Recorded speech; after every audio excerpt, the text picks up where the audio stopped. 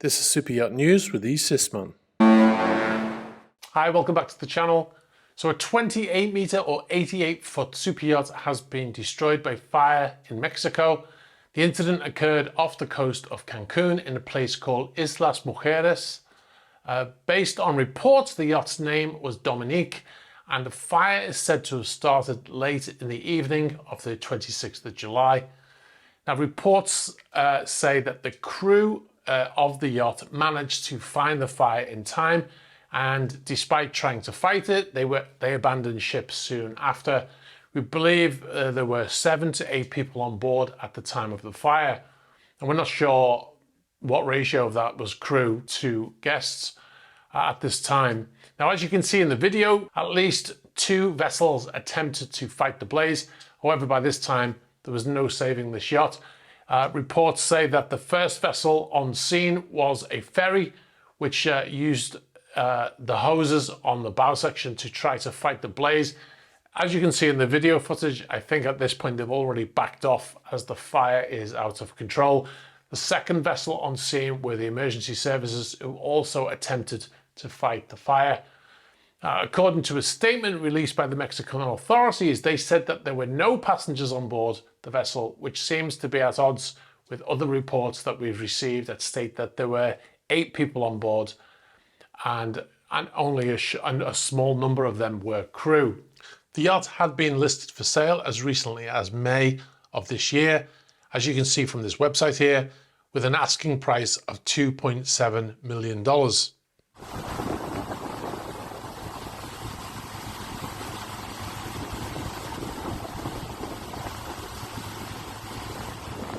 We'll bring more information on this as it unfolds. And we'll move on to our next story. The 37 meter or 121 foot super yacht motor yacht LoveBug ran aground in Chesapeake Bay in the US on Sunday. The yacht, which was built by San Lorenzo, ran aground close to the shore between Beverly Beach and Curtis Point. I'll put some AIS data on screen so you can see approximately where the vessel's last AIS signal was. Now, according to local sources, the yacht had actually started taking on water, and as a result of this, the captain had made the decision to deliberately run the yacht aground to prevent the sinking. This is a practice that can happen. You know, it's better to run it aground onto solid and then be able to recover the yacht at a later date rather than it to sink to the bottom of the water. The action was not completely successful though. As you can see, the vessel ended up laying on his starboard side. It kind of reminds me of the incident with the vessel named 007 in Greece a few years ago. As we can see anyway from this footage from another YouTube channel, MangoTube, we'll put a link in the description to the full video, complete with music to the Titanic in that video, which I'm not going to play here. You can see that they placed an oil boom around the yacht to prevent any pollution should any oil or fuel leak from the vessel. Now, the reason why the vessel was taking on water is not yet clear. However, the US Coast Guard have started an investigation. Now, when the US Coast Guard arrived on scene, they found the vessel already partially submerged. There were 5 people on board at the time of the incident, and all of them were rescued without injury. So it's currently unclear whether all of those people on board were crew or if any of them were guests. Now, this is not the first marine incident for Maryland this year.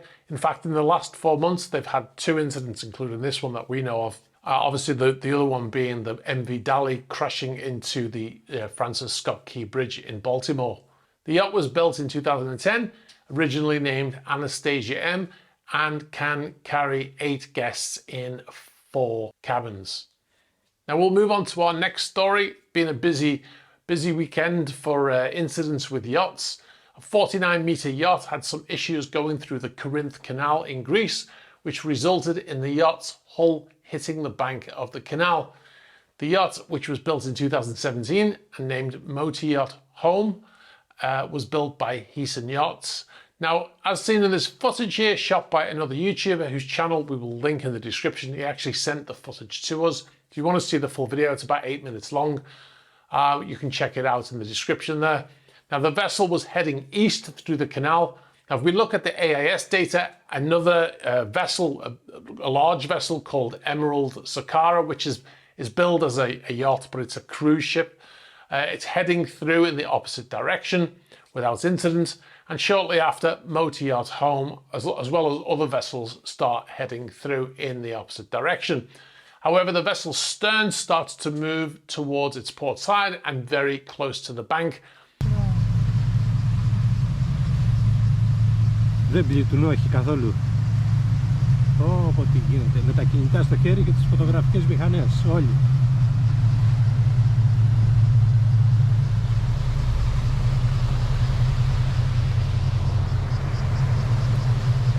You can see in the video footage here that the crew start to run down with fenders and place them over the side of the vessel to try to prevent the vessel impacting with the bank.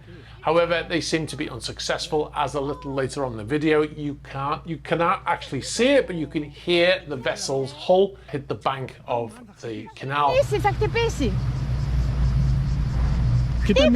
Χτύπησε. Ακούστηκε.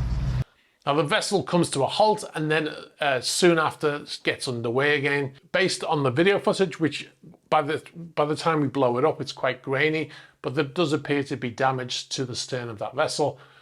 Now this most likely happened due to a phenomenon called the bank effect, also known as bank suction, and it's a tendency of the stern of the vessel to swing towards the bank when operating in a constricted waterway. And this happens because the asymmetric flow around the ship, induced by the vicinity of the banks, causes a pressure difference between the port and starboard sides. And you end up with what happens in this video here. So anyway, we'll bring you more on that if we get any updates on that. If you've got any information about that incident, please get in touch. If you're the captain, for instance, please get in touch, let us know what happened. Now, in our last story here, we've got an update on Motor Yacht Royal Romance.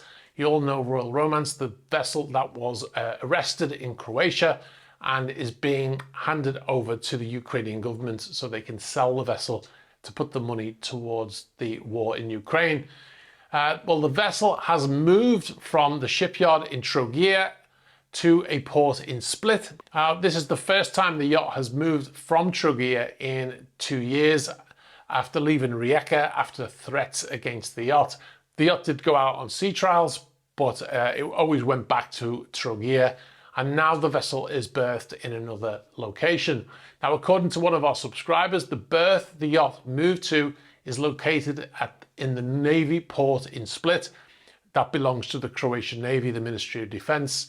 Now, according to the Ukrainian authorities, the yacht, which formerly belonged to Viktor Medvedchuk, as I mentioned, is now under indefinite arrest. You might remember in previous videos we talked about the fact that the vessel had been arrested by the courts in Croatia, and they'd placed a limit on that arrest of 2 years, which expired, I think it was in May. Well, the vessel is now under permanent arrest and has been moved to this location, no doubt for safety. Now, we also mentioned recently that the authorities found 7 people on board who were all Russian citizens, and we said that it was possible that they were trying to move that vessel. So this is probably, they've probably moved the vessel to this other location for safety reasons.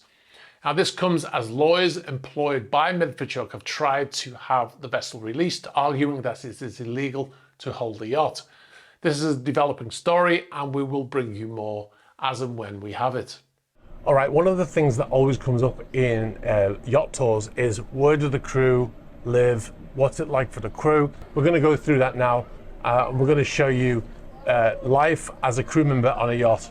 So let's do that. All right, guys, be sure to check out our latest feature video, which came out on Sunday.